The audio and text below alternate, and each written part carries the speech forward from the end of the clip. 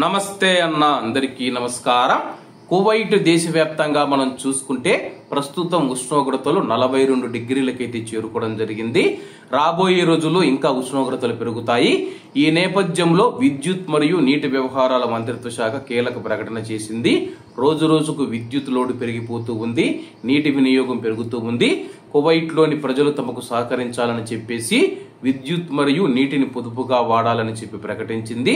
ఇందులో భాగంగా కువైట్ లోని కొన్ని ప్రాంతాలలో సెకండరీ ట్రాన్స్ఫార్మర్ స్టేషన్లు ఏవైతే ఉన్నాయో వాటిల్లో పనులు జరుగుతూ ఉన్నాయి. కొన్ని చోట్ల మనం చూసుకుంటే విద్యుత్ సరఫరాకు అంతరాయం ఏర్పడుతూ ఉంది.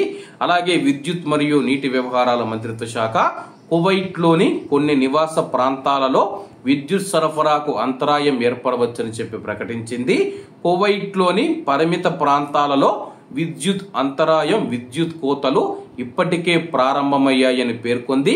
అందులోని కొన్ని ప్రాంతాల వివరాలు మీకు తెలియజేస్తాను.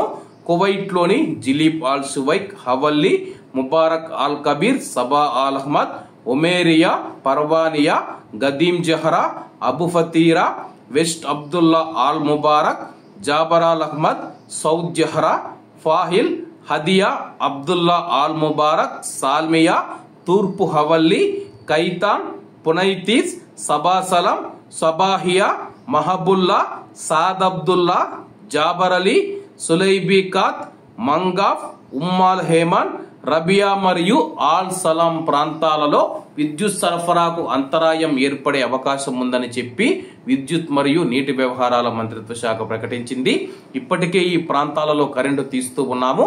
మరికొద్ది రోజుల పాటు శనివారం వరకు మనం చూసుకుంటే ఈ యొక్క విద్యుత్ కోతలు తప్పవు. శనివారం తర్వాత మరికొన్ని ప్రాంతాలలో ఈ యొక్క పనులు జరుగుతాయి. ఆయా ప్రాంతాలలో కరెంటు కోతలు ఉంటాయి. మరి మీ యొక్క ప్రాంతాలలో కరెంటు కోతలు ఉన్నాయా లేదా అని చెప్పేసి కామెంట్ రూపంలో తెలియజేయాలని కోరుకుంటూ అందరూ బాగుండాలి, ఎందులో మనం ఉండాలి. అందరికీ నమస్తే అన్న, జై హింద్.